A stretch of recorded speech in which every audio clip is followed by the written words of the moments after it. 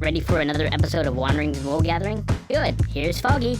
Welcome to Wanderings and Woolgathering, episode 50. Can you believe it, fellas? We have made it to 50 official episodes. Tonight's broadcasts, like all our others, are proudly hosted by North Central Indiana's Rock 98.5. We have a great show for you tonight. T-Bags is bringing to us a challenge inspired by the great Lester Bangs.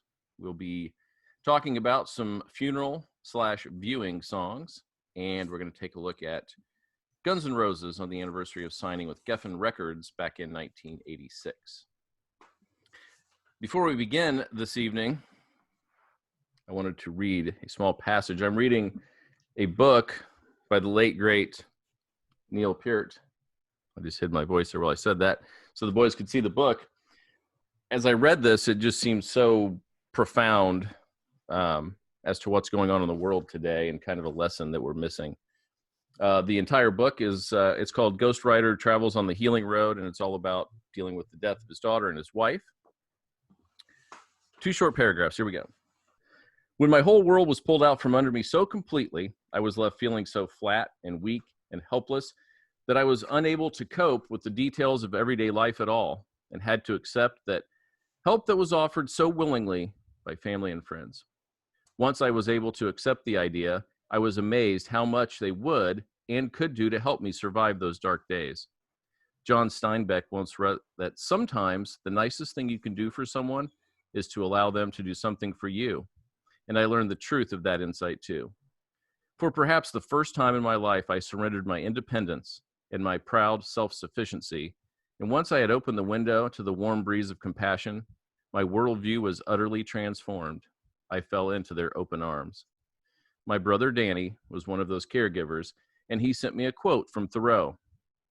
At death, our friends and relatives either draw near to us and are found out, or depart further from us and are forgotten. Nearly everyone close to me had drawn near through that time, and one day in the house of mourning, I remember saying to my friend Brad, you know, I used to think life was great, but people suck. But now I've had to learn the opposite. Life sucks, but people are great. So I thought that was kind of appropriate in this kooky coronavirus world where all we like to do is get on social media and argue with each other about numbers, and instead of coming together like many of us thought that this virus would do for society, it's drawing us further apart and making us pick sides. So I think the world could use those words. Yes. And with that thought, oh, sorry, Muddy, go ahead. Oh, I was just going to say, I see a lot of both things happening. Well, I hope so. We will discuss further, but first, I got to introduce the boys. With me tonight is Metalhead Mundy. Step inside into his mind. It's boy band time. It's Metalhead Mundy. How's everybody doing? Doing quite well, thank you. And back from a very busy last week, T-Bags. Swinging deep into the valleys of Liptonia. That's nasty. Able to plunge from high altitudes only to land with a gentle splat. That's nasty. Receiving only the finest education from his instructor, Earl Grey. It's T-Bags, too hot for TV. Hey, nice to be back. It's great to have you back. Thank you. Yeah. So did you manage to eke through that week of busyness and virus and all that? Yeah, it was a double-edged sword. I was really grateful to have a job because some people, just kind of got laid off on the spot. And but being in communications and dealing with a few different entities where I had to communicate what those businesses were doing during this time, and no one really knows what they're doing. It's just a constant stream of communicating. So it's job security for me. I'm very grateful to have it, but I was tired by the end of the week. So yeah, it's starting to slow down a little bit. I think people are settling into the fact that we're going to be doing this for a little while.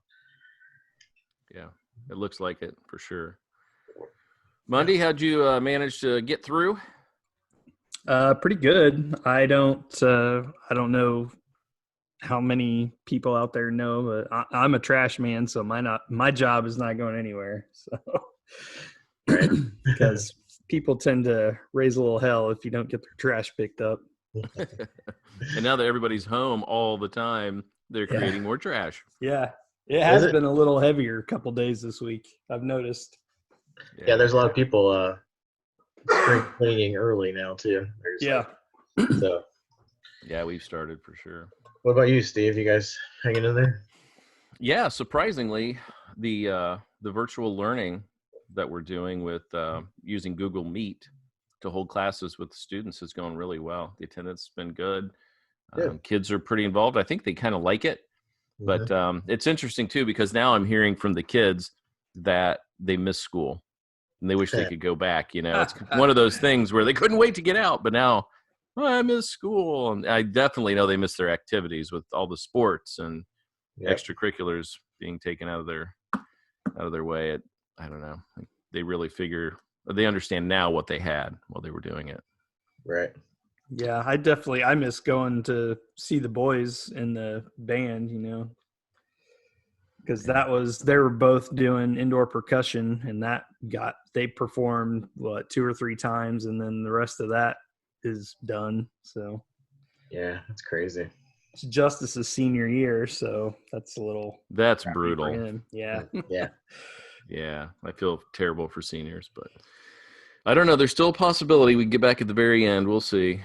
Doesn't look good, but Yeah. all right. Well, with the notion of being nicer to people and coming together. Hmm. Oh, I was going to switch over to our songs, but we've got Lester Bangs in our midst. We do. And before we even get into Lester Bangs, you guys want to kind of just tell people where we can be found and stuff like that? Like, I'm encouraging people, check us out on Facebook because we really love some input, maybe some challenge answers and challenge questions and stuff for us. So, Wanderings and Woolgatherings on Facebook. Yeah. And I'm over on Twitter and Instagram at Foggy's Pal. And I'm also lurking around the Facebook page as well. Mundy? I'm on Instagram at Metalhead Mundy, and for the show, also you can find us. Like Steve said, we're hosted by Rock 98.5, and that's rock985.com.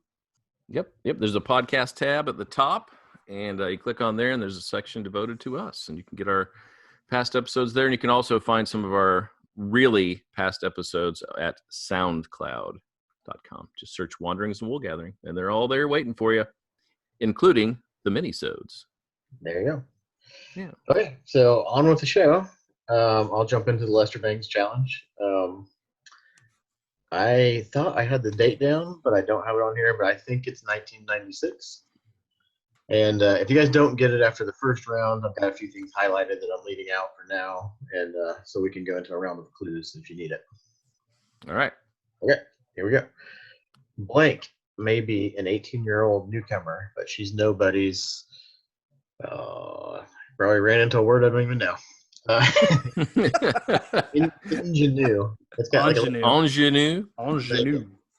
The dark, moody tales of romantic obsession and betrayal on her debut album suggest that this singer-songwriter has already packed a lot more experience and intrigue into life than most of her peers have. While her naughty, defiant edge will probably inspire comparisons to Alanis Morissette, Blank's relatively literate lyrics and spare, brooding arrangements evoke more sophisticated influences. Traces of P.J. Harvey are evident in Blank's low, breathy voice, which is often startlingly precocious in its ability to project bitter irony and passionate yearning. We can stop there. Is it Fiona Apple? I got one more. Occasionally, Blank does sound corny or overzealous, and we're reminded that she's still a kid, but think of how formidable she'll be with a few more years of troublemaking under her belt.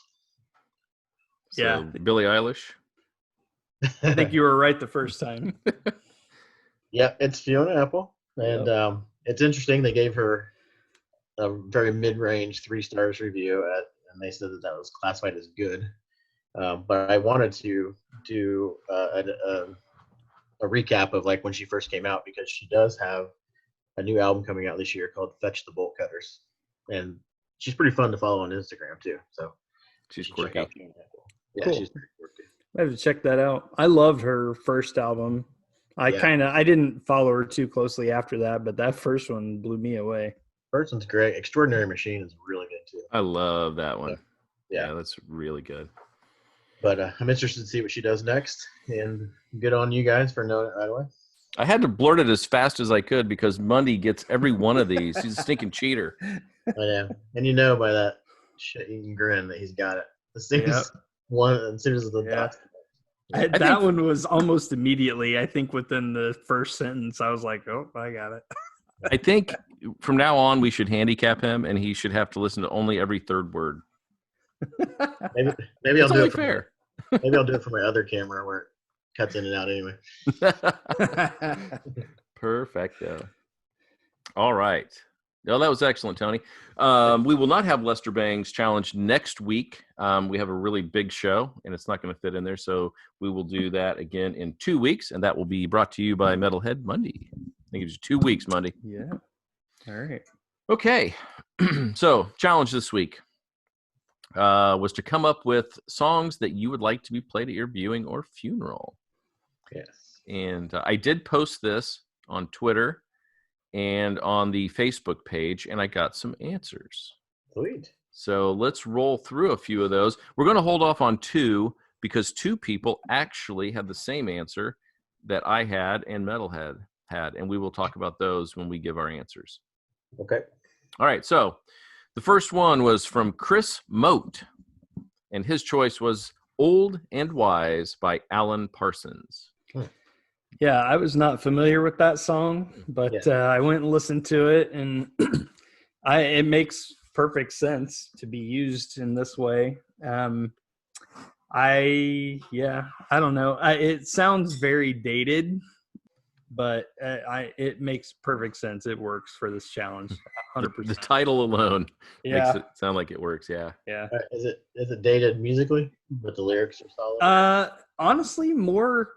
I feel like it might be dated more production, just kind of the overall sound of it. If Gotcha. that makes sense. Yeah. Interesting. I'm not familiar with it, but that's why I love doing these things, because I will be Yeah. checking that out for sure. Awesome. Thanks, Chris. The next one wasn't so much a choice, but was a funny story. This came on the Wanderings page from Jody Malott. Yeah, this is a good one. She said, my mom wanted the theme to Footloose played, and we were all ordered to dance around like fools. And we did. So I bet that was pretty awesome. So thank you for sharing that story with us. Friend of the show, Michael Saravolo, popped in. Those of you who don't know, he's the president of Schecter Guitars and the leader of Beauty and Chaos. And he picked The Long Goodbye by Beauty and Chaos, featuring the great Wayne Hussey. That is a fantastic song. It is. It really is. It's pretty cool. A lot of great piano work, awesome vocals, little solo flares thrown in here and there. It's pretty cool. Yeah. I'd say get yourself lost in the Beauty and Chaos sounds too. I mean, go beyond that song, because man, they got some good stuff. Yep. And Wayne Hussey's voice is so good. It's one of those that's just aged perfectly. Andy Waters, who we had on the show a few months ago, popped in, and he would like to, this is a big surprise, he would like to have Deva play in concert to him, including their version of 2112. Wow. Tough way to get a private show, but I bet it's cool. Yeah. It would be awesome. They have to outlive him is the key here. So, because he's not an old guy. Yeah. Tyler Ellison said he would like to hear Bridge Over Troubled Waters by Simon and Garfunkel. I'd say, yeah, I'm surprised that didn't pop up more than once, because, I mean, it's kind of perfect for that. Mm-hmm. Yeah, that was a great choice. It's very, I don't know, what's the word I'm looking for? I don't know. I lost it. Never mind. Next. This is actually one that I had thought about but didn't choose. Jeff Sink said that he would like to have My Way by Sinatra. Yeah. A little That's cool. obvious. Yeah, going out on top. That's kind of a cool thing. I like that one a A little lot. on the nose.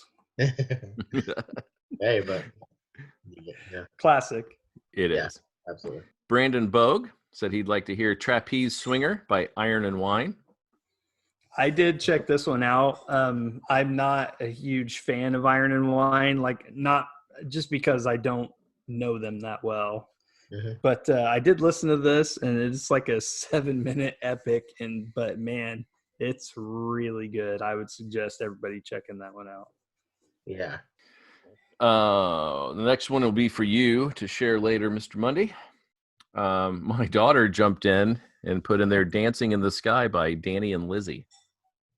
So Okay. I'll have to check that out. I did, what I thought she did the One Republic song. oh, she switched. Okay, It's how things work normally. all Nope. right. You mean she want to do Too Late to Apologize? She's sorry for 2004. Cortland Funk, fellow educator from Illinois and huge comic fan. He would like to hear "What Light" by Wilco. I'm vaguely familiar with that, but I don't. I missed that Yeah. one. Yeah. I'm Is that on Twitter? I didn't No, that see was- anything that was on Twitter. Oh, there were some on Twitter and some on my own page too, my own Facebook. Yeah, So I saw the ones on Facebook, all of them. yeah.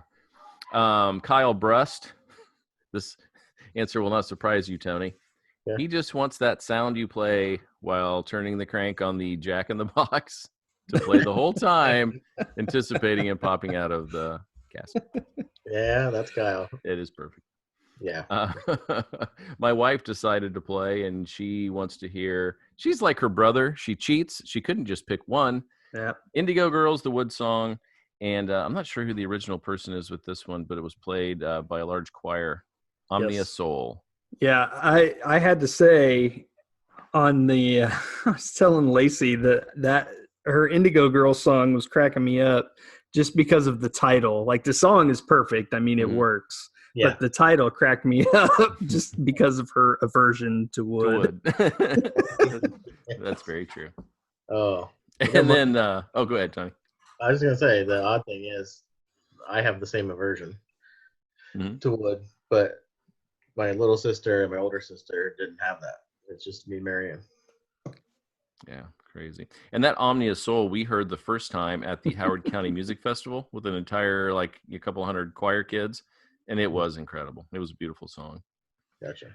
Last one before we jump in. This is a true story from my neighbor who popped in right before the show, so I'm glad she did.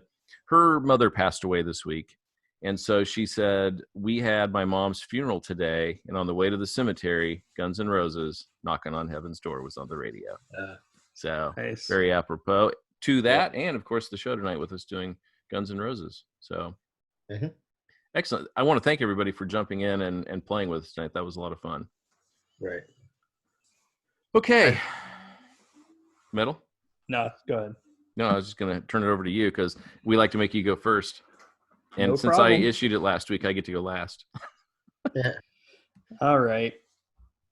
So when you issued the challenge, I knew one right away because it's one I've had for years and years and years, ever since the first time I've heard it. And I've told my wife so many times that as soon as the sentence starts coming out of my mouth now, she's like, I know. Can you So- call her over to say it while you're doing this? Yeah. So, but yeah, one of the listeners sent in, there's an old Irish, it's almost like a toast. The lyrics are almost like an old Irish toast, but it's called The Parting Glass. And his version was, I don't know, it looked like a high school or college choir. I don't know.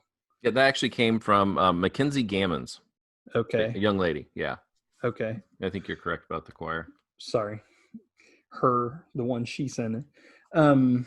But my version that I love is from Chicago's own The Tossers, and it's funny because it's not really listed on any of their albums, but it's kind of like a hidden track at the end. Like the last song just kind of keeps playing, and then this kicks in a few minutes down the road. And it's really haunting because it's just the singer and the fiddle player, and it's just beautiful. It's simple, and I love the lyrics. So, and it really is. It's about someone. It's basically someone who has died from their perspective. It's saying, I'll say all of this stuff as I go away and fill to me my parting glass. So it's pretty cool. Excellent. That's cool. Great choice by both of you. I kind of wish sometimes I like the surprise of hearing each other's answers live on air, but I kind of wish sometimes we'd share ahead of time. So yeah, you check them out. Yeah, we'll have to consider that sometime. Yes, switch it up once in a while. T-Bags. All right. Well, are we going in any certain order? Whatever order However you you choose. Okay. I think I'm gonna run mine backwards a little bit here. So my number 3 choice would be a song called "Trusty and True" by Damien Rice. And you guys will just have to check it out and listen to the lyrics. But what really kind of solidified that for me is I got to see him live, and it was just him and a guitar. But he kind of explained it, and it has a very Irish kind of Celtic thing at the end too, and it just felt like it's just about everybody kind of coming together and real positive message. So I didn't really have a lot of stuff. My choices weren't really about like me leaving as much as it was like just leaving a message behind, Sure. That's fun. Yeah. Yeah, that's why I picked that one. Damien Rice. All right. Yep. Yeah, you've used him before on the show. Yeah, one of my favorites. Yeah. All right.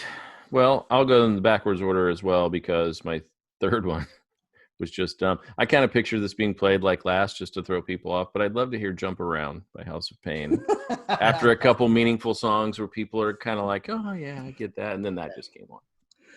Well, if you did that, I could totally jump around because I still know all the lyrics to that song. Yeah. See, Back it in. my death is for you, buddy. Oh. All right, Mundy, what's your second? I kind of, after I got that first one, I didn't really know where to go, but I kind of started thinking about Johnny Cash and especially his later stuff, the American recording stuff he did with Rick Rubin. And there's a song that he did. I don't really know the history of the song. I don't know. I didn't look to see who wrote it or who recorded it other than him, but it's called "Would You Lay With Me?" And it's just a really, really, just a beautiful song. It's kind of him singing it to his lady love. And, it's basically, just kind of a, would you stay by my side through thick and thin kind of thing. And his voice just, man, it makes it's so heartfelt and just emotional, and it's just a great song. But funny enough, it would also work pretty well for a wedding. So What year are we talking about? I think it was on the second American Recordings one. I don't remember what year that was. Okay. Just trying to place it in the framework of his voice. Yeah, definitely older. That stuff was like the last stuff he did. So cool. All right, T-Bags. All right. Well, if this happens to get played at my wake, you guys just block out a good 30 minutes extra of your day. I think the song does come in about 28 minutes or something. But Echoes by Pink Floyd. Steve and I used it on the show before, and after that, I think Steve and I talked about it a little bit. I told you to go really give it a listen, and it kind of takes you on a big journey. I think it's one of the most perfect songs made, but there's lots of space where there's no lyrics, so you're kind of set to have your own thoughts there. But I do like that it ends. It says, It says, and no one sings me lullabies, and no one makes me close my eyes. So I throw the windows wide, and I call to you across the sky. I think that would be kind of a cool thing. Yeah, I remember my response to you after I listened to that was, regardless of the music, it would just make a great poem. Yes, absolutely. So, Yeah. But people are going to be looking around like, when's this song end? Jeez. And you're like, who gives a shit? I'm in a box. I ain't going anywhere. It's funny. People might pass That's that's so funny too. It's like one of the most awkward things at a funeral or a wedding when you just have to like kind of sit there and listen to a song. Yes. It's- This is a practical joke I'd love to do sometime. Is like produce a video for a wedding where the reception people are going to watch it, and even if the video is 5 minutes long, on the timer at the bottom put like 45 minutes. You can kind of see how long something's going to be.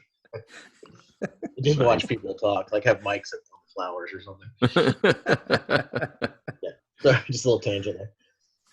Nice. All right, Stevie. All righty. Okay, I will go with Jacob's Ladder by Rush. Obviously, the Jacob's Ladder is that effect with the beams of light coming through the clouds, sort of biblically symbolizes, the stairway to heaven, so to speak. Mm-hmm. But in this song, it starts off with the clouds prepare for battle. It's really ominous. The music in this one is very different from most Rush songs. And then it ends with all at once the clouds are parted, light streams down, and bright unbroken beams follow men's eyes as they look to the skies. The shifting shafts of shining weave the fabric of their dreams. I like the whole concept of Jacob's Ladder, and I like the way that they played this. It almost starts off as a battle. Thunderheads are rumbling in a distant overture, as they say. It's almost like two parts of a song, but very cool, very different from Rush, and so definitely got to have that played at my funeral. Good choice. All right, Metalhead, let's hear what the Backstreet Boys have for you. Close. No, not really. So I didn't really have a third one. I kind of stumbled across this song and I was like, oh man, that would work. And it's so different from my other two choices. I picked Happy Phantom by Tori Amos. Oh, that's good. And Interesting, yeah. it's if I died today, I'd be the Happy Phantom, and it's just kind of all about that. You die and you're a ghost, but you're happy and you're doing all this fun stuff that maybe you didn't do before. And it's real upbeat and the piano is very bouncy throughout the whole thing. And it's just so different from the other two I chose. I thought that would be a good one. That's awesome. I mean, I hope we all have another good 40, 50 years in us, but if you go before me, like, I cannot wait to see the reaction when that comes on. Yeah, that's good stuff. All right, T-Bags. All right, my number one absolute is Mr. Brownstone. No, I'm just kidding. I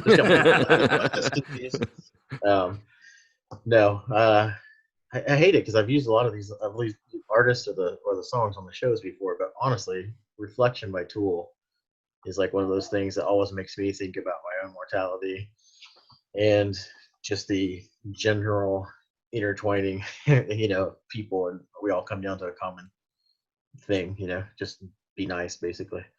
But you have to like get your ego out of the way for that. And so, like I said, if it was up to me, I would leave a message behind. And that song to me leaves a really powerful message. So it's my wake. I'll play what I want. There you go. Yeah, that's very cool. And I'm shocked there was no Nine Inch Nails on this list. Well, I did go through a few songs and I was like, the only ones would be some instrumentals I like because the other ones are, he's always a tad melancholy. Tad bit angry. Yes. And my number one was actually shared by another person. Tiffany Barnes chose the same one. It's Satisfied Mind. It's actually a song that was written by Red Hayes and Jack Rhodes. And the performance was live at a radio station by Jeff Buckley. And basically it's about dying with a satisfied mind. Money can't buy back all of your youth when you're old, a friend when you're lonely, or peace to your soul. the wealthiest person is a pauper at times compared to the man with a satisfied mind. Yeah, So that's good. I'd like to think when we all pass that we'll have satisfied mind and won't have regrets, or, won't have to deal with having treated people poorly, or, anything like that. So Yeah. that's my number one. That's been my number one since I heard it when My Sweetheart the Drunk came out a long time ago. That's a good one. Yeah. Not surprised you chose Jeff Buckley. Yeah, who I wasn't either. Well, let's see what you guys are. That was a maddening but good challenge. Yeah. Well, that brings us to next week's challenge with Mr. Metalhead. Okay, so basically, very simple. Any genre, anything you like, it does not matter who it is. I want your, I guess, top three or three that you love, your quote unquote featuring songs. So a band or an artist you like that has a guest on that song. Gosh. Whatever you want. I've already got 10. I know, right? Yes. That's a great. I used to have a long time ago, I made a playlist of all my favorite rap songs that had, and that's what I called the playlist, was featuring, and that's all it was. That's great. Yeah. I wish we could just like lump some albums. What was the Pump Up? Or what was the Christian Slater movie about like the rogue radio thing? Pump Up the Volume. Yeah. Didn't that have a lot of collaborations? Or am I wrong? I don't remember. Yeah, I don't either. I know. What was the? Sorry, I'm off on tangents here. But what was the? Oh, there's one that has like there's a Tori Amos song called Butterfly. It's a soundtrack. I think it had like the movie had Omar Epps in it. Does this ring a bell to anybody? It was called Butterfly? Well, the Tori Amos song was called Butterfly, but it was a collaboration. I'll find it. Let's not waste any time. You're not talking about Higher Learning, are you? Yes. There was some. I good thought stuff. she did Losing My Religion on that one. I think she might have done both. I think she might have had 2 tracks, but that's when she had like an unreleased track, Butterfly. I remember that. Yeah. But there's some good collaborations on there, I believe. So Yeah. anyway, go ahead. That was a great challenge. Well, have fun. Try to narrow it down. You basically shut my brain down. Yeah, exactly. However, we will say, Challenge accepted. all right. So this week, we were not enamored with a lot of albums that came out. No. So we look back in history and we noticed that on the day of this recording, March 26th, that in 1986, Guns N' Roses signed with Geffen. And from there, special things happened. So, And no one thought they would live to see the release of their first record. yes. And so we wanted to celebrate them a little bit today and go with our top 5 GNR songs. Do you want to go round robin, or you just want to like bust through lists? I kind of like round robin, but maybe starting with Steve since he was last. What do Okay. you think? You get that? Sure. I was going to go completely away with any of the big songs. I love them, obviously, but I was going to go maybe a little bit off that path. But I couldn't not pick Welcome to the Jungle just because it was such a slap in the face when it came out. And I have a really cool memory in French class in my junior year of high school, or we loved our teacher and she loved us and she let us do fun stuff sometimes. So she let us play Guns N' Roses in the classroom, which was pretty fun, back then. Yeah, and, if you're playing the album, there's a few curse words in there. Well, What'd he say? class. Only in French. But yeah, so Welcome to the Jungle definitely has got to be up in my top. It was just so different at the time. It was a good jolt to the industry, I think. Nice. Definitely a great song. What's interesting about that is it was not, I don't believe that was the first single. I don't remember what the first single was, but whatever they released first really didn't do much. And then Welcome to the Jungle hit almost a year later, and then they were off to the races. The first, hold on, I'm almost positive I know. It's so easy. Yeah, that's right. It's So Easy was the first one. Yeah. Which So. Yeah, I think we're gonna have some overlap, so I don't know how we do this. Just keep going with our. Well, if you picked Welcome to the Jungle, blast it out right now. I actually put Welcome to the Jungle number one, even though I tried to do the same thing. I was like trying to just filter through what was instant classics on the radio, but um, I I looked at it for what it was and what it did and how it launched them, and just the opening of that. There's so many classic songs out there that if you just hear those first few notes, you know what it is, and it doesn't disappoint. I can listen to it today the same way I could listen to it back then. So, Welcome to the Jungle actually made my number one. I did not pick that. I think I picked, well, two of mine I think are hits, but the other three I picked are kind of deeper cuts. But off of sticking with Appetite for Destruction, one of my favorite songs on there is My Michelle. Yeah, love that. Just the opening is is very misleading because the opening is kind of pretty and kind of cool and slow, and then it just gets really dark. And the best word I can come up with to describe this song is menacing. I mean, the music is almost scary sounding, and it's just like Axl just sounds mean and gritty, and such a good song. Awesome. Yeah, I like that song a lot too. It almost made my list, and it's still one of my favorites. If I go back and listen to that album, it's definitely for those reasons. It's like darker and grittier than most. Yeah. Well, I picked another song off of Appetite. I chose Rocket Queen. I did too. Because it's like two songs in one. It's like the first part's got this cool groove, it's kind of cocky and angry, and then the second part becomes kind of poppy. The lyrics get a little nicer. Just don't listen to it around young kids or people who are respectable. Not us, clearly. But I love Rocket Queen. That's a great song. Yeah, I said like this. It kind of perfectly encapsulates GNR's sound. I mean, you got the dirty, sleazy rock and roll sound, and then it's really cool intro, awesome riff, and it has that really strong finish. Where it's just like you said, it's almost a different song, but man, it's so good. It's a great album closer, and I've always heard this is like one of their best live songs too. Awesome. Tony, what's your number two? Well, I'm jumping around now since we're still talking about Appetite, and we just brought up It's So Easy. That was my number three in my list of five.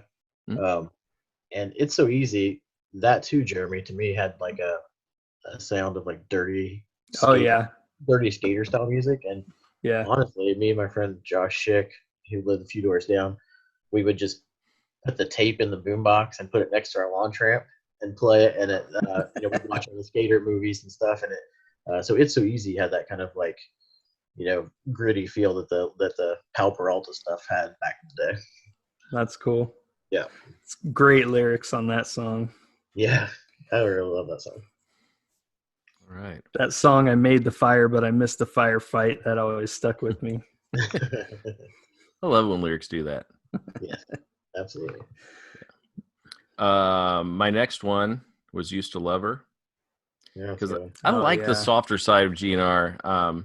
Me too. I really like the guitar work on this one, and Axl's voice is really good. And the fact that a song that's seemingly as silly as this one was involved in 2 murder trials, it's just insane. Yeah, I love the story behind it's almost as cool as the song. Used to love her, but I had to kill her. Yeah. Did your wife just yell, Jeremy? I don't know. Okay. Hold on, guys. Yep. You all right? I'm fine. Okay. She's not 6 feet under? It's fine. No. All right, just checking. I didn't have to kill her.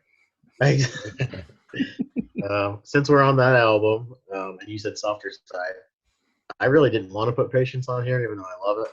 But here's why I put Patience on there. If I look back, honestly, it was the first time, being 15 years old, you kind of just like stick within your genres and you don't branch out much. So when a band actually like is hard rock and then they they get a little bit softer. It was the first time that let me appreciate that, and it set me up to appreciate like, okay, Alice in Chains is going to put out Sap. I think it just let me see two sides to a band. So, and if it's on the radio, I hate whistling, so I'll turn that first part down. But after that, I'm good. Wow, that's funny. Yeah. Do you hate it because you can't do it? No, I hate it because, and I'll make this as brief as possible. One, my dad would whistle for us when it was time to come home. Everybody else would yell. Trauma. Yeah, it was like we were dogs, and everybody else was getting called by name. And then this is going to sound horrible. I may get some hate for this, but I grew up around all women, and there's like a frequency that happens there. And so when people whistle, it kind of goes up into that higher, and it reminds me of like when 3 or 4 women are like yelling. Wow. I want to be very clear here to all of the listeners that T-Bags is the misogynist. Metalhead and I, we're totally in the clear. I'm going to take a step back from that one. Hey, as I'm pushing you forward. Hey, people didn't live in my shoes, all right? That's pretty funny. So basically that's trauma too, I guess. Yeah, it's just all trauma based. So whistling is a very Pavlov's dog. That's funny. Yeah. All right, Mundy, what do you got for 3? How about a little Civil War? How about it? Opener of Use Your Illusion 2. Love the song. I think Civil War is kind of the best of GNR's big overproduced hits.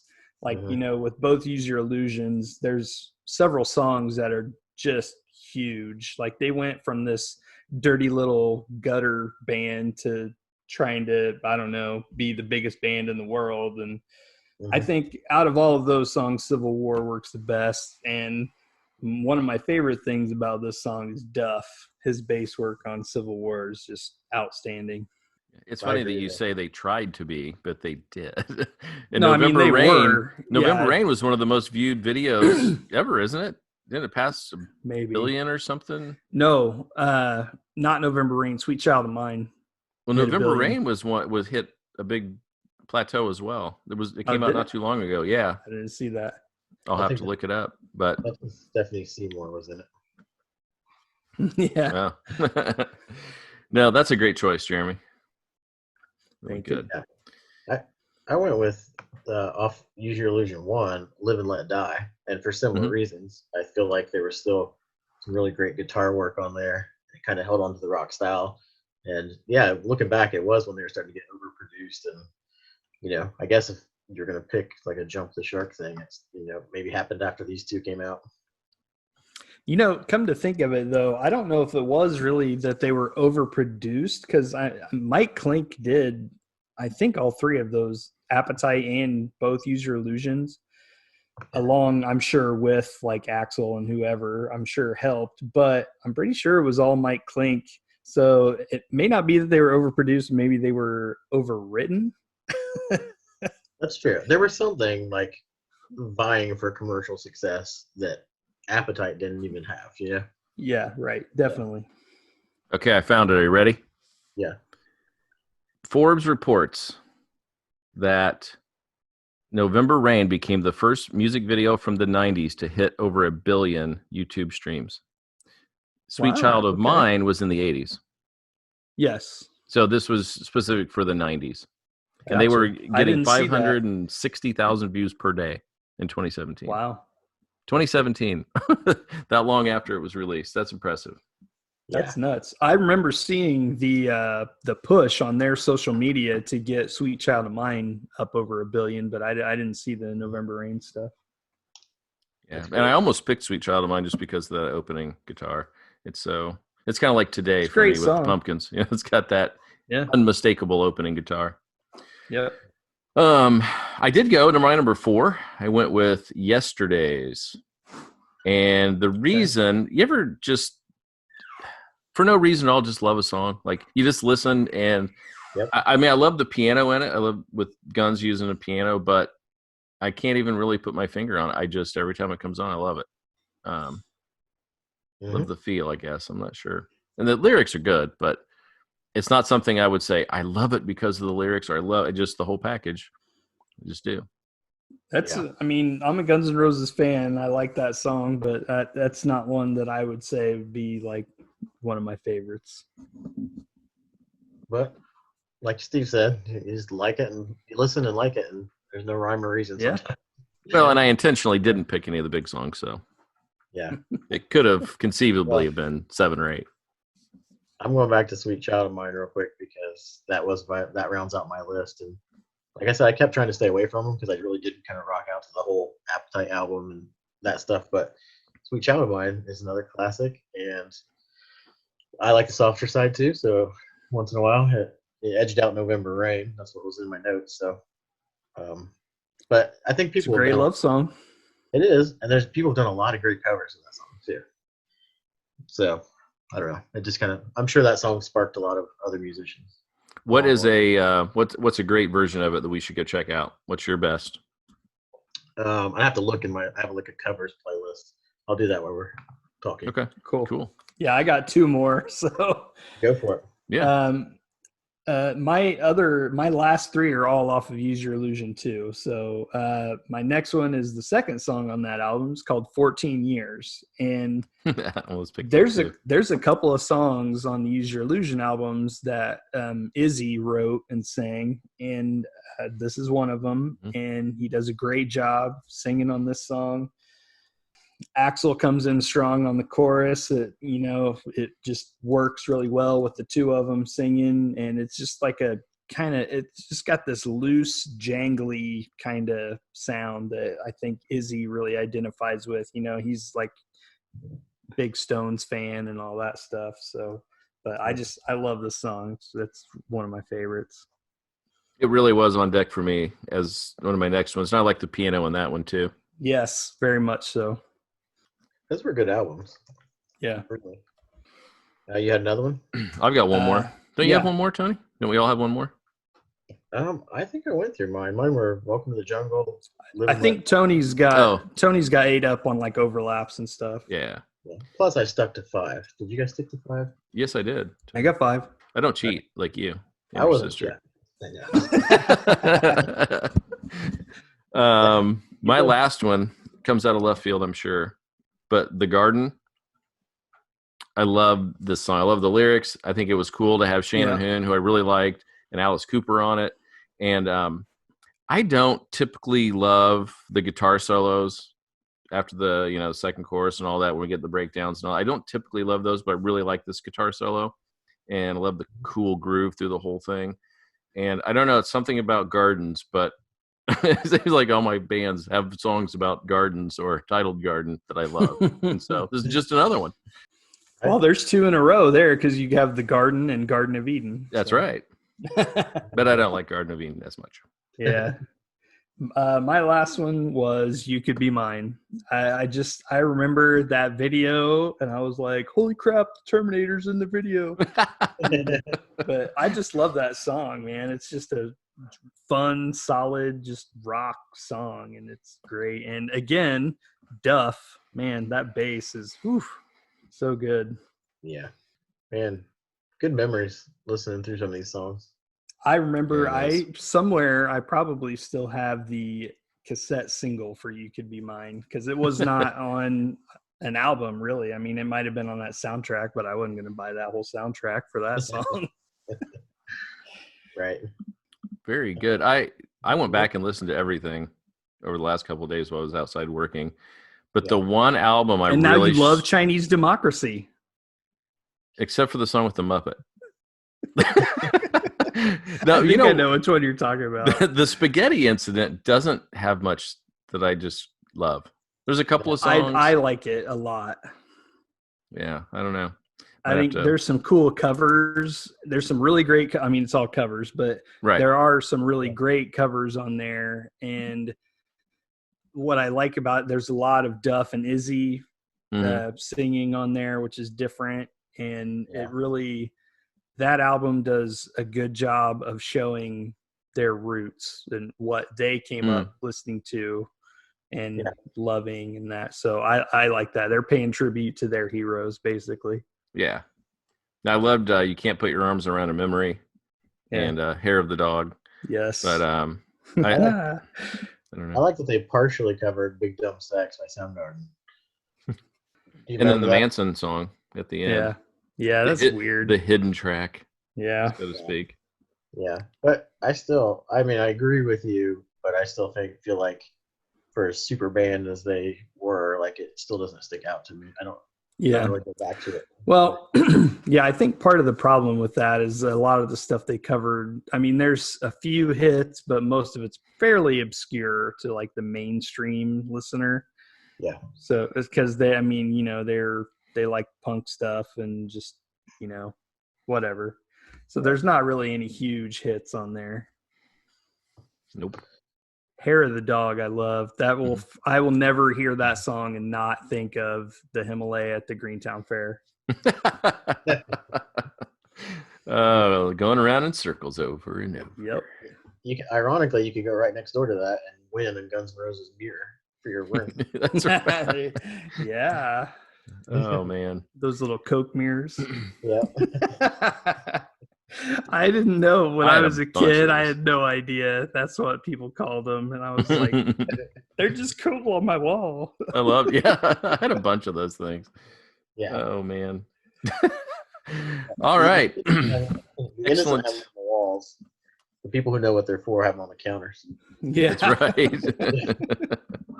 It says something good about us, I think. Yeah. Okay. So excellent job with Guns N' Roses. And next week, we're going to be tackling the new Pearl Jam, which comes out tomorrow. Yeah. And Nine Inch Nails, which came out today. Nine Inch Nails obviously is just an instrumental, but 2 albums worth, lots of music there. So that'll give us a full week to sit with them and come up with some good conclusions for everybody next week. Yeah. And I, of course, have to plug the Nine Inch Nails ones. If you haven't gone to nin.com or seen on any of the social media channels the letter that Trent wrote about the albums, it's really good, talking about music connecting people in that one album. He says that Ghosts 5 together is for when things seem like it might all be okay. And Ghost 6, Locust, well, you'll figure it out. And one's a light album, one's a dark album. So Wish you could have just downloaded them instead of putting in your information and payment and all that kind of stuff. Yeah, but I think that's trackable, and they're getting. I know. Yeah. The marketer guy in me says like, "Hey, I'm giving you for free. You give me your email address." So Yeah, and your credit card. So. Mhm. All right. Well, that should be good for us for next week, and then we've got our challenge looking at featuring songs. One last reminder before we get off of here, Metalhead, where can we find you? At Metalhead Mundy on Instagram. T-Bags. Wanderings and Woolgathering Facebook page. Sweet. You can find me at Foggy's Pal, Instagram and Twitter. And you can find all of us, the Wanderings and Woolgathering family, at rock985.com or at SoundCloud or on iTunes. Until next week, we'll see you. Bye now.